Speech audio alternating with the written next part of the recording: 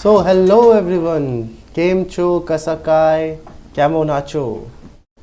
I hope you all guys are doing very well. And आज हम लोग सीखने जा रहे हैं, हमारा सेकंड क्लास है.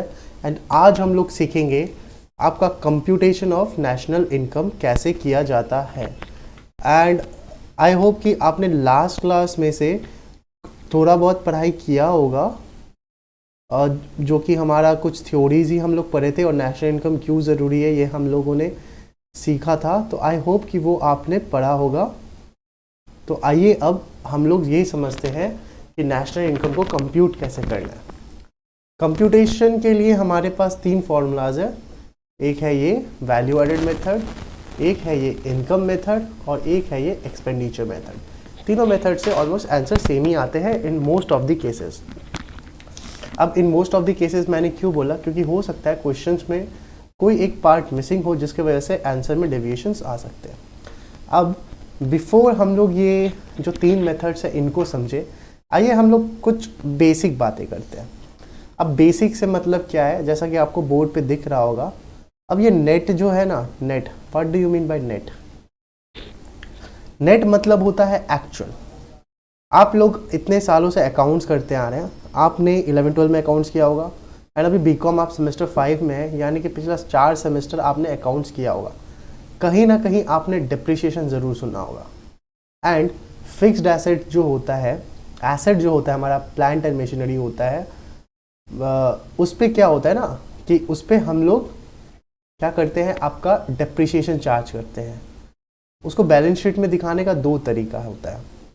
एक होता है कि आप नेट फिगर पे दिखाओ और दूसरा होता है आपका कि आप एक्चुअल फिगर पे ही दिखाओ और प्रोविजन फॉर डेप्रिसिएशन आप फिर लायबिलिटी साइड में दिखा दो. ठीक है. तो डेप्रिसिएशन वो एक वैल्यू है, वो एक यूज्ड पार्ट है जिससे कि मेरा एसेट का वैल्यू कम होता है. तो अगर मेरे को नेट चाहिए तो मैं क्या करूँगा, मैं ग्रॉस में से मैं डेप्रिसिएशन को माइनस कर दूंगा तो मेरा नेट आ जाएगा. वैसे मेरे को ग्रॉस फिगर चाहिए, मैं क्या करूंगा, मेरा जो प्रेजेंट वैल्यू होगा, प्रेजेंट वैल्यू मतलब मेरा जो नेट अमाउंट होगा, उसमें मैं क्या करूंगा, डेप्रिसिएशन को ऐड कर दूंगा. तो ये होता है आपका नेट और ग्रॉस. उसके बाद मार्केट प्राइस क्या होता है, एमपी, जिसको बोलते हैं मार्केट प्राइस. मार्केट प्राइस वो प्राइस होता है जिसपे कि कंज्यूमर ने खरीदा हो गुड्स, जो मार्केट में प्रिवेल कर रहा है. जैसे मैं अभी बात करूँ, मेरे को एक बुलेट लेना है. सबको बाइक्स का बहुत शौक रहता है. मेरे को एक बुलेट लेना है, तो मेरे को एक बुलेट का सपोज मार्केट में जाऊंगा तो मेरे को सब टैक्स वैक्स सब लेके, इंश्योरेंस एंड वो सब लेके, नंबर प्लेट लेके मेरे को 1,50,000 या 2 लाख रुपीज़ पड़ेगा. तो ये जो 2 लाख रुपीज़ हुआ, ये हुआ ऑन रोड प्राइस, जो कि हुआ आपका मार्केट प्राइस. अब ये फैक्ट्री कॉस्ट क्या होता है. अब जैसा कि मैंने बोला कि बहुत सारे टैक्सेस मेरे को देने पड़ेंगे. अगर मैं वो मार्केट प्राइस में से वो टैक्सेस को माइनस कर दूँ, जो मैं इनडायरेक्ट टैक्सेस दे रहा हूँ या जो मैं टैक्सेस पे कर रहा हूँ वो कार व्हीकल अवेल करने पे, उसको अगर मैं मार्केट प्राइस से माइनस कर दूंगा तो मेरे पास उस गुड्स का फैक्ट्री में जो कॉस्ट था वो निकल के आ जाएगा. उसमें समझ रहे हैं आप? तो उसको बोलते हैं फैक्ट्री कॉस्ट, FC. तो जैसे कि मैंने आपको बोला वैसे ही लिखा हुआ है, market price is equal to factory cost plus net indirect taxes. Factory cost में अगर नेट इनडायरेक्ट टैक्स ऐड करेंगे तो हमारा मार्केट प्राइस आ जाएगा. वही फैक्ट्री कॉस्ट में से, वही मार्केट प्राइस में से माइनस करेंगे अगर हम लोग नेट इनडायरेक्ट टैक्सेस, तो हमारा वापस मार्केट प्राइस आ जाएगा. अब ये नेट इनडायरेक्ट टैक्स क्या होता है? नेट इनडायरेक्ट टैक्स होता है आपका NIT, इसको शॉर्ट फॉर्म में NIT बोलते हैं. अब NIT क्या होता है? NIT का मतलब होता है जो मेरे को टैक्स देना है माइनस जो मेरे को सब्सिडी मिल रहा है. मान लीजिए कि मेरे को टैक्स देना है 1 लाख रुपया, कोई भी इनडायरेक्ट टैक्सेस, कस्टम्स वगैरह मेरे को 1 लाख रुपए देनी है, और उसके ऑपोजिट में गवर्नमेंट मेरे को सब्सिडी प्रोवाइड कर रहा है 30,000 का. तो मेरे को नेट कितना देना पड़ रहा है? 1 लाख मेरे को देना था, 30,000 का गवर्नमेंट मेरे को सब्सिडी दे रहा है, मेरे को नेट 70,000 देना है. तो मेरा नेट इनडायरेक्ट टैक्सेस क्या हो गया? 70,000 हो गया. इसके बाद एक कंसेप्ट आता है आपका NFIA का, net factor income from abroad. Net, यहाँ पे वर्ड है नेट, मतलब कुछ तो माइनस हो रहा है. क्या माइनस हो रहा है आइए देखते हैं. इंट्रोडक्शन क्लास में हम लोगों ने जब नेशनल इनकम को सीखा था कि जीडीपी कैसे निकलता है एक घर के पॉइंट ऑफ व्यू से, तो वहाँ पे मैंने बोला था कि आपका एक भाई होगा जो बाहर काम कर रहा है, जो यूएसए में काम कर रहा है। भाई बाहर काम कर रहा है लेकिन है तो इंडियन, तो उसका जो इनकम होगा ना वो मैं अपने नेशनल इनकम में ऐड करूँगा। वैसे ही किसी और का भाई या किसी और का कोई और सिटीज़न, कोई और कंट्री का सिटीज़न इंडिया में काम कर रहा होगा, उस सिटीज़न का इनकम मैं अपने नेशनल इनकम में तो नहीं ले सकता, तो मैं उसको क्या करूँगा, माइनस कर दूंगा। तो जो मेरा सिटीज़न बाहर में काम कर रहा है उसको क्या बोलते हैं, इनकम फ्रॉम एब्रॉड, और जो बाहर का सिटीज़न मेरे यहाँ काम कर रहा है जिसका मेरे को एक्सक्लूड करना है उसको बोलते हैं इनकम टू एब्रॉड। अब इसको माइनस करके जो वैल्यू आता है उसको बोलते हैं net factor income from abroad. जैसे कि मानिए इंडिया में बहुत सारे लोग, मैक्सिमम ऑफ द इंडियंस बाहर रहते हैं, तो मानिए कि 100 करोड़ उससे बहुत ज़्यादा है, बट एक हाइपोथेटिकल फिगर लेते हैं, 100 करोड़ इनकम फ्रॉम एब्रॉड है, मतलब बाहर जितने भी सिटीजन्स हैं उनसे 100 करोड़ रुपीस इंडिया में आता, मतलब वो 100 करोड़ के अमाउंट के इक्विवेलेंट उनका इनकम है जो बाहर में काम करता है, इंडियन सिटीजन्स। वहीं जो सिटीजन्स बाहर के हैं वो इंडिया में काम करते हैं, उनका अप्रॉक्सीमेटली आप मानिए 90 करोड़ बनता है। तो मैं जब 100 करोड़ हमारे सिटीजन्स का जो इनकम में बाहर काम करते हैं उनका, उसमें से माइनस मैं कर दूंगा जो बाहर के सिटीजन्स हैं यहाँ काम करते हैं, तो मेरे पास क्या बचेगा, नेट फैक्टर इनकम, जो कि होगा आपका 10 करोड़ यहाँ पे। अब नेशनल इनकम क्या होता है, नेशनल इनकम में चेक करने के लिए हमें दो चीज़ सेटिस्फाई करनी होगी, एक डोमेस्टिक और एक आपका एनएफआई। एनएफआई क्या है, net factor income from abroad. अब जब मैं बोलता हूँ डोमेस्टिक, ये हम लोग प्लेस रिजेंबल करते हैं, प्लेस यानी कि हम लोग क्या कंप्यूट कर रहे हैं, हम लोग national income of India compute कर रहे हैं। तो प्लेस क्या होगा, इंडिया, मतलब domestic territory of India. India में कहीं भी आप कुछ भी सामान बनाएंगे, सर्विसेज देंगे, उसको हम लोग बोलेंगे डोमेस्टिक। अब ये डोमेस्टिक में अगर मैं एनएफआई ऐड कर दूं, net factor income from abroad, तो मेरा क्या बन जाएगा, मेरा बन जाएगा नेशनल इनकम। अब कोई भी मेथड हो, इनकम मेथड हो, एक्सपेंस मेथड हो आपका, या वैल्यू एडेड मेथड हो, हमें क्या करना है, सबसे पहले जीडीपी कंप्यूट करना है, जीडीपी एट एमपी कंप्यूट करना है। क्यों, आप लोगों ने देखा होगा जीडीपी हम लोग करते रहते हैं कि हम लोग $5 ट्रिलियन के जीडीपी होने वाला है। वो क्या दर्शाता है, GDP is the first step की हमारा नेशनल इनकम कंप्यूटेशन में। वो कैसे, मैं आपको बताता हूँ। जीडीपी का जो आपका मीनिंग है जीडीपी का, वो है कि एक टाइम फ्रेम यूजुअली जो अकाउंटिंग ईयर होता है उसमें हम लोगों ने कितने गुड्स और सर्विस प्रोड्यूस किए, डेप्रिसिएशन बिना लेस किए हुए। क्योंकि यहाँ पे क्या है, जीडीपी क्या है, ग्रॉस डोमेस्टिक प्रोडक्ट, ग्रॉस, तो इसको हम लोग जीडीपी बोलते हैं। अब जीडीपी एट एमपी डायरेक्टली निकल जाता है जब हम लोग प्रोडक्शन मेथड लगाते हैं या एक्सपेंडिचर मेथड लगाते हैं, ये हम लोग बाद में जानेंगे। और हमारा एनडीपी एट एफसी निकल जाता है। एनडीपी एट एफसी क्या हो गया, नेट डोमेस्टिक प्रोडक्ट। अगर आप रिलेट कर पा रहे हो, यहाँ पे क्या निकलता है, जीडीपी एट एमपी, और यहाँ पे क्या निकलता है, net domestic product eight FC while going from income method. अब जब हम लोगों ने जीडीपी एट एमपी निकाल लिया, अब हमें क्या करना है ना, हमें जीडीपी से हमें नेशनल इनकम पे जाना है। नेशनल इनकम क्या है हमारा, NNP at FC, net national product at factory cost, इसको नेशनल इनकम बोलते हैं। तो जीडीपी से जब हमें नेशनल इनकम पे जाना है, उसका ये स्टेप है, ये कोई भी मेथड हो ये स्टेप सेम रहेगा कि जीडीपी से पहले हम लोग एनडीपी एट एमपी पे आएंगे, फिर एनडीपी एट एमपी से हम लोग एनडीपी एट एफसी पे आएंगे, और ये एनडीपी एट एफसी हम लोग डायरेक्ट आ जाएंगे अगर हम लोग इनकम मेथड से हैं। तो हमें ऊपर वाला स्टेप फॉलो नहीं करना पड़ेगा इनकम मेथड में, मतलब इनकम मेथड में हमें ये ऊपर वाला स्टेप फॉलो नहीं करना पड़ेगा। हम लोग डायरेक्ट ये स्टेप पे निकलेंगे और उसमें इनकम मेथड से चलेंगे, तो हमें बस ये ऐड करना होगा, ये एनएनपी एट एफसी बस ऐड करना होगा। तो हमें क्या करना होगा, एनएफआई बस ऐड करना होगा, तो हमारा एनएनपी एट एफसी आ जाएगा।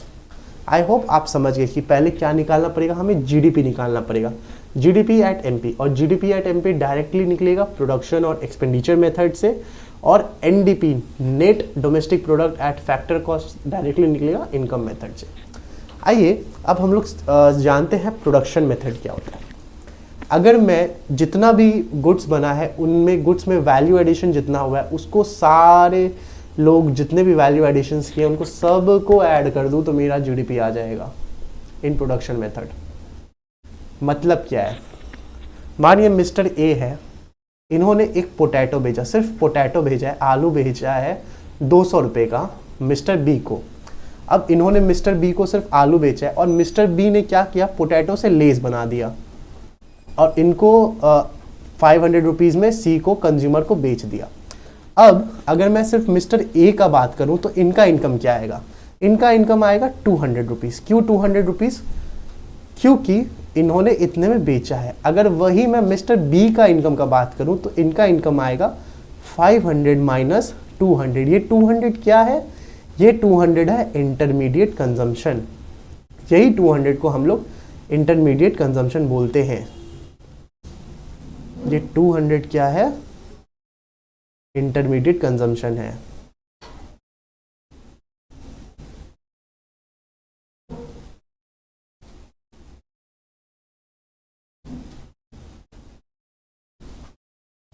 ये 200 इंटरमीडिएट कंजम्पशन है। अब ऐसे ही मान लीजिए मिस्टर ए ने भी कुछ खर्चे किए होंगे, यहाँ पे तो मैंने वो खर्चे नहीं दिखाए, बट अब अगर मान लीजिए उन्होंने आलू उगाने के लिए भी कुछ खर्चे किए होंगे तो वो खर्चे हम लोग इनमें से माइनस कर देंगे तो हमें मिस्टर ए का वैल्यू एडिशन मिल जाएगा। ऐसे ही जिससे मिस्टर ए ने सामान खरीदा होगा आलू उगाने के लिए, उन्होंने भी फिर उसको बनाने के लिए कुछ खर्चे किए होंगे, तो उन खर्चों को हम उनके इनकम से माइनस, उनके रेवेन्यू से माइनस कर देंगे तो हमारे पास उनका इनकम आ जाएगा और वो ऐसे ही चलेगा। एंड इन सब के वैल्यू एडिशन को हम लोग जब ऐड कर देंगे तो हमें क्या मिल जाएगा, हमें जीडीपी एट एमपी मिल जाएगा। आई होप आप ये समझ आए। एक और एग्जांपल लेते हैं। मान लीजिए मिस्टर ए जो है वो मिस्टर बी को ब्रेड बेच रहे हैं। क्या बेच रहे हैं, ब्रेड। एक सेकेंड,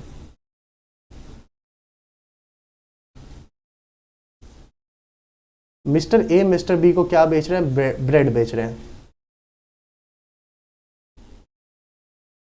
और मिस्टर बी क्या कर रहे हैं, मिस्टर बी क्या कर रहे हैं, आगे फ्रोजन सैंडविच बेच रहे हैं।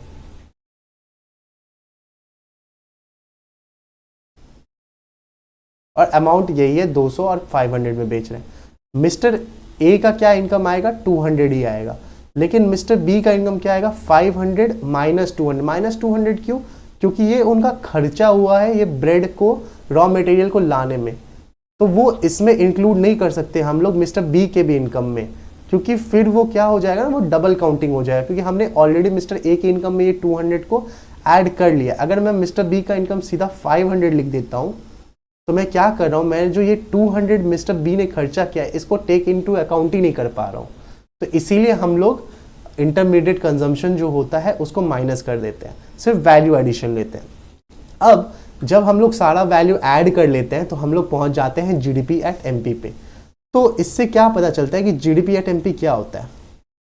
जीडीपी एट एमपी होता है वैल्यू ऑफ आउटपुट, जितना भी वैल्यू था आउटपुट का जो हम लोगों ने बेचा उसमें से माइनस कर दो इंटरमीडिएट कंजम्पशन, तो हमारे पास क्या आ जाएगा, जीडीपी एट एमपी आ जाएगा। अब जीडीपी एट एमपी से हमें कहाँ जाना है, एनएनपी एट एफसी पे जाना है। हम लोग क्या करेंगे, अब देखिए यहाँ पे G है, यहाँ पे क्या है, N है, एक एक करके समझिए। G से हमें N पे जाना है, मतलब ग्रॉस से नेट पे जाना है। हम लोग क्या करेंगे, डेप्रिसिएशन पहले लेस करेंगे। डेप्रिसिएशन लेस करते ही हमारा G क्या हो जाएगा, हमारा G N हो जाएगा, सॉरी, हमारा G क्या हो जाएगा, N हो जाएगा। उसके बाद देखिए क्या है, हमें D से फिर N पे जाना है, हमें डोमेस्टिक से फिर नेशनल पे जाना है। तो जब हम लोग डोमेस्टिक से नेशनल पे जाते हैं हम लोग क्या ऐड करते हैं, हम लोग net factor income from abroad add करते हैं। तो जैसे ही हम लोग वो ऐड करेंगे तो हमारा डी क्या बन जाएगा, डी एन बन जाएगा, पी वैसे का वैसे ही रहेगा। अब उसके बाद देखेंगे हम लोग एमपी, मार्केट प्राइस है, और नेशनल इनकम में क्या आता है, फैक्टर कॉस्ट आता है। तो मार्केट प्राइस से जब हमें फैक्टर कॉस्ट में जाना है हम लोग क्या करेंगे, नेट इनडायरेक्ट टैक्सेस जो होते हैं, जो मेरा एक्चुअल टैक्सेस था वो, और जो सब्सिडीज मेरे को गवर्नमेंट द्वारा मिली थी उसको जब माइनस करके जो मेरे को टैक्स देना पड़ता है, वो टैक्स को, वो जो नेट टैक्स होगा उसको अगर हम लोग मार्केट प्राइस से माइनस कर देंगे तो हमारा क्या आ जाएगा, फैक्टर कॉस्ट आ जाएगा। तो ये एमपी हमारा एफसी आ जाएगा एंड हमारा नेशनल इनकम कंप्यूट हो जाएगा ऐसे। तो ये था आपका प्रोडक्शन मेथड, जहाँ पे हम लोग जितने भी लोगों द्वारा वैल्यू एडिशन हुआ है उनको ऐड कर दे रहे हैं, तो हमारे पास जीडीपी एट एमपी डायरेक्टली आ जा रहा है। अगर वैसे चले तो कि अगर हमें क्वेश्चंस में दिया होगा कि वैल्यू एडिशन इतना है, तो अगर हम लोग सम कर देंगे सारा वैल्यू एडिशंस का तो हमें डायरेक्टली जीडीपी एट एमपी मिल जाएगा। लेकिन अगर हमारे पास आउटपुट दिया हुआ है कि वैल्यू ऑफ आउटपुट जो प्रोड्यूस्ड है वो इतना है एंड उसमें से इतना इतना इंटरमीडिएट कंजम्पशन है, तो value of output minus intermediate consumption करके जीडीपी आ जाएगा हमारा। उसके बाद हम लोग एक एक करके देखेंगे, हमें जी से क्या करना है, हमें जी को एन में बदलना है। तो हम लोग क्या करेंगे, डेप्रिसिएशन माइनस करेंगे। फिर हमें डी को एन में बदलना है, डोमेस्टिक को नेशनल में बदलना है, तो हम क्या करेंगे, NFIA ऐड कर देंगे। फिर हमें एमपी मार्केट प्राइस को फैक्टर कॉस्ट पे बदलना पड़ेगा, तो हम क्या करेंगे, नेट इनडायरेक्ट टैक्सेस को लेस कर देंगे, तो हमारा नेशनल इनकम आ जाएगा प्रोडक्शन मेथड से। अब इसके बाद वाला जो मेथड है वो है आपका नेशनल इनकम मेथड। अब इनकम मेथड नाम से ही इनकम मेथड है, तो इनकम मेथड में वो सब कुछ आएगा जो कि आपका इनकम हो सकता है, जैसे कि सैलरी वेजेस आएगा, उसके बाद रेंट आएगा, इंटरेस्ट आएगा, प्रॉफिट आएगा, रॉयल्टी आएगा, फिर mixed income of self employed. अब ये सेल्फ एम्प्लॉयड कौन होता है, आपने एक ऐड देखा होगा जो कि आपका LIC वाला रहता है कि बी एन LIC एजेंट, अपना बॉस खुद बनो, वैसा वाला टाइप का जो ऐड होता है, उनको मिक्स्ड इनकम बोलते हैं। तो वैसे वाले इनकम जिनका है उनका भी ऐड करेंगे तो हमारे पास आ जाएगा यहाँ पे directly NDP net domestic product eight FC। अब rent plus interest plus profit plus royalty को ऑपरेटिंग सरप्लस भी बोला जाता है। और एक बात बता दूं, यहाँ पे NDP डायरेक्टली क्यों आ रहा है, क्योंकि यहाँ पे हम लोग प्रॉफिट ले रहे हैं, और प्रॉफिट कब निकलता है, सारे खर्चे माइनस करने के बाद प्रॉफिट निकलता है।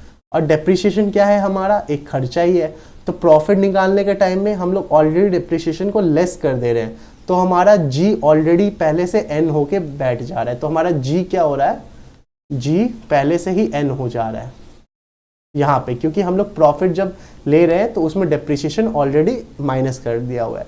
तो ये सारे इनकम जब हम लोग ले लेंगे तो हमारा निकलेगा NDP at FC net domestic product. ऊपर वाले में केस में क्या निकल रहा था, ग्रॉस डोमेस्टिक प्रोडक्ट। क्यों, क्योंकि हमें बाद में फिर डेप्रिसिएशन लेस करना पड़ रहा था। यहाँ पे क्योंकि हम लोग यहाँ पे प्रॉफिट आता है, तो प्रॉफिट क्योंकि आ रहा है तो ऑलरेडी डेप्रिसिएशन लेस हो रहा है, तो हमें डायरेक्ट नेट डोमेस्टिक प्रोडक्ट आ जा रहा है। अब देखिए, हमें net domestic product at factor cost से net national product at factor cost में जाना है। क्या क्या चेंज हो रहा है, सिर्फ और सिर्फ डी एन में बदल रहा है और कुछ नहीं हो रहा है। आइए देखते हैं, ये एन ऊपर में है, नेट नीचे में भी नेट। डोमेस्टिक से हमें कहाँ जाना है, नेशनल में जाना है। डोमेस्टिक से नेशनल में कैसे जाएंगे, जब हम लोग NFIA ऐड करेंगे, तो हम लोग NFIA को ऐड कर दिए तो डोमेस्टिक हमारा नेशनल हो गया, प्रोडक्ट वैसा का वैसा रहा। अब यहाँ पे भी FC, यहाँ पे भी FC, मतलब कुछ नहीं करना है, कुछ नेट इनडायरेक्ट टैक्सेस ऐड नहीं करना है। क्यों नहीं करना है, नेशनल जब इनकम मेथड में आते हैं हमें क्यों नहीं नेट इनडायरेक्ट टैक्सेस ऐड करने पड़ते, डायरेक्टली फैक्टर कॉस्ट क्यों निकल रहा है, क्योंकि वो जो नेट इनडायरेक्ट टैक्सेस होते हैं ना, जो माइनस करने होते हैं, वो ऑलरेडी माइनस हो चुके रहते हैं यहाँ पे ये प्रॉफिट कैलकुलेशन के टाइम पे, तो इसीलिए हमें वो माइनस नहीं करना पड़ता है। तो इनकम मेथड सबसे सिंपल मेथड है और सबसे ज़्यादा यूज होने वाला मेथड भी इनकम मेथड ही है। अब इसके बाद हम लोग आते हैं अपना एक्सपेंडिचर मेथड पे। अब एक्सपेंडिचर मेथड क्या है, अगर मेरे लिए कुछ एक्सपेंस, मैंने, मेरे एम्प्लॉय हैं, आपके पापा भी एम्प्लॉय होंगे कहीं, तो उनके बॉस के लिए आपके पापा का सैलरी क्या है, एक्सपेंस है, और आपके पापा के लिए वो क्या है, इनकम है। तो जब आपके पापा के पॉइंट ऑफ व्यू से नेशनल इनकम कंप्यूट होगा तो इनकम मेथड से जाएंगे। वही चीज़ अगर हम लोग एक्सपेंस मेथड से, यानी कि कितना खर्चा हुआ, उस मेथड से, आपके एक कंपनी के मेथड से, एक कंपनी के पॉइंट ऑफ व्यू से सोचेंगे तो एक्सपेंडिचर मेथड आएगा। अब देखिए, आप देखिए इसमें क्या क्या आ रहा है, इसमें आ रहा है प्राइवेट फाइनल कंजम्पशन एक्सपेंडिचर। अब ये कंजम्पशन क्या है, ये कंजम्पशन क्या है, आप देखिए ऊपर में आपने यहाँ पे क्या क्या लिखा है, मैं उस बेसिस पे समझाता हूँ। सैलरी, प्राइवेट फर्म ने, अपने प्राइवेट या गवर्नमेंट फर्म ने क्या किया, अपने जो उन्होंने एम्प्लॉयज़ लाए थे उनका नॉलेज, उनका एफर्ट कितना कंज्यूम कर पाए, वो कितना यूज़ कर पाए, और उसके यूजनेस के लिए उन्होंने कितना खर्चा किया, वो यहाँ पे हम लोग ऐड कर रहे हैं। उसके बाद मान लीजिए रेंट लिया, कोई बिजनेस रेंट स्पेस नहीं है उनके पास, वो रेंट पे चल रही है, तो वो रेंट जिसको मिला उसके लिए इनकम, तो इनकम मेथड आ गया। लेकिन जिस बिजनेस ने उसको खर्चा किया वो एक्सपेंस, तो वो यहाँ पे एक्सपेंस मेथड में कंजम्पशन में आएगा। फिर उसके बाद आ गया आपका इंटरेस्ट। कंपनी ने लोन पे पैसे लिए किसी से और वो उसको इंटरेस्ट दे रही है, तो जिसको मिला उसके लिए तो वो इनकम है, तो अगर उस पॉइंट ऑफ व्यू से देखिएगा तो वो इनकम मेथड में आएगा। एंड कंपनी ने दिया इंटरेस्ट, तो उसके लिए खर्चा है, तो वो कंजम्पशन में आएगा। वैसे प्रॉफिट यहाँ पे हम लोग ले रहे हैं और यहाँ पे सारा एक्सपेंसेस लेंगे, और गवर्नमेंट के लिए भी सेम, ये प्राइवेट और गवर्नमेंट दोनों के लिए ही सेम। इसके बाद आता है आपका gross domestic capital formation. Gross domestic capital formation मतलब इंफ्रास्ट्रक्चर प्रोजेक्ट्स पे या कैपिटल एसेट बनाने पे कितना खर्चा किया गया है, और वो फिगर ग्रॉस में होना चाहिए। अगर नेट डोमेस्टिक कैपिटल फॉर्मेशन दिया है तो यहाँ जीडीपी के बदले इनकम मेथड की तरह ही एनडीपी एट एमपी आ जाएगा, क्योंकि हम लोग यहाँ पे नेट दे दिया, मतलब वो ऑलरेडी डिप्रिसिएशन को माइनस कर दिया है। तो ग्रॉस डोमेस्टिक कैपिटल फॉर्मेशन मतलब कितना इंफ्रास्ट्रक्चर में इंप्रूवमेंट आया, कितना इंफ्रास्ट्रक्चर पे खर्चा हुआ है। उसके बाद हम लोग क्या करेंगे, हम लोग एक्सपोर्ट्स को ऐड कर देंगे, नेट एक्सपोर्ट। अब नेट एक्सपोर्ट क्या होता है, हम लोगों ने मान लीजिए यूएसए से वेपन्स खरीदे, नॉर्मल वेपन्स खरीदे, एंड हम लोगों ने किसी यूएसए को मेडिसिन दिए, हम लोग इसका नेटिंग कर देंगे। हम लोग दे क्या रहे हैं, एक्सपोर्ट क्या कर रहे हैं, मेडिसिन, हम लोग ला क्या रहे हैं, वेपन्स। अब इन दोनों को नेटिंग करके जो फिगर आएगा उसी को नेट एक्सपोर्ट्स बोलते हैं। जब हम लोग ये चार चीज ऐड कर देंगे हम लोग पहुंचेंगे जीडीपी एट एमपी पे, same as value added method GDP at MP पे हम लोग पहुंच जाएंगे। अब हमें क्या करना है, जीडीपी एट एमपी से हमें एनएनपी एट एफसी पे जाना है। तो जी को अगर एन में बदलना है तो नेशनल डिप्रिसिएशन लेस कर देंगे, डोमेस्टिक को अगर नेशनल में बदलना है तो हम लोग एनएफआई ऐड कर देंगे, और मार्केट प्राइस को फैक्टर कॉस्ट में बदलना है तो हम लोग नेट इनडायरेक्ट टैक्सेस को लेस कर देंगे। फिर से एक बार, ग्रॉस को अगर नेट में बदलना है डिप्रिसिएशन लेस कर देंगे, डोमेस्टिक को अगर नेशनल में बदलना है तो हम लोग क्या करेंगे, एनएफआई को ऐड कर देंगे, प्रोडक्ट वैसा का वैसा रहेगा। मार्केट प्राइस को अगर फैक्टर कॉस्ट में बदलना है तो हम लोग क्या करेंगे, नेट इनडायरेक्ट टैक्सेस को लेस कर देंगे, और इससे हमारा एक्सपेंडिचर मेथड आ जाएगा। अब कैसे, अब और एक चीज एक वे में समझ लेते हैं कि नेशनल इनकम जो होता है वो domestic plus net factor income from abroad होता है। अब जैसे आप लोग आईपीएल देखते होंगे, क्रिस गेल को या कोई भी फॉरेन जो प्लेयर है, डेविड वार्नर हो गया, उन लोगों को कितने पैसे मिल रहे हैं, उनको मान लीजिए आप आईपीएल खेलने के 15 करोड़ मिल रहे हैं। अब क्या वो नेशनल इनकम इंडिया के कंप्यूट होंगे, पैसे मिल कहाँ रहे हैं इंडिया में, मतलब डोमेस्टिक, तो डोमेस्टिक वाला जो कंडीशन है वो तो सेटिस्फाई हो गया, लेकिन नहीं, पैसे मिल कहाँ रहे इंडिया में, तो प्लेस तो ठीक है डोमेस्टिक वाला हो गया, लेकिन एनएफआई क्या है, क्या वो इंडियन सिटीजन है, जी नहीं, वो इंडियन सिटीजन नहीं है। तो क्या होगा, उसको हम लोग इंडिया के नेशनल इनकम में कंप्यूट नहीं करेंगे। जब हम लोग डोमेस्टिक बोलते हैं हम लोग प्लेस देखते हैं, जब हम लोग एनएफआई बोलते हैं हम लोग सिटीजनशिप देखते हैं, क्या वो इंडियन सिटीजन है। वैसे ही हार्दिक पांड्या को इस बार 15 करोड़ मिले, उसको पैसे कहाँ मिले, इंडिया में, जी हाँ, डोमेस्टिक वाला कंडीशन सेटिस्फाई हो गया, क्या वो इंडियन सिटीजन है, बिल्कुल है।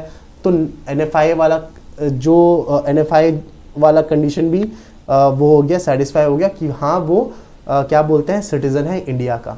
तो नेशनल इनकम कंप्यूट करने के टाइम दो चीज़ देखिएगा, डोमेस्टिक और एनएफआई। डोमेस्टिक मतलब प्लेस, क्या वो इंडिया में मिल रहा है, और एनएफआई मतलब क्या वो इंडियन सिटीजन है। अगर वो इंडियन सिटीजन है तो वो कहीं भी हो उसका इनकम इंडिया में ऐड करेंगे नेशनल इनकम कंप्यूटेशन में, और अगर वो इंडियन सिटीजन नहीं है तो उसका इनकम को माइनस कर देंगे जिसको कि net factor income from abroad की तरह से बोला जाता है। आई होप आपको ये समझ आया होगा। एंड नेक्स्ट क्लास हम लोग इसके बेसिस पे हम लोग सम्स करने वाले हैं। तो आप एक बार ये समझ लेना जो मैंने समझाया है फिर से एक बार। तब तक के लिए thank you, take care, all the best, bye bye.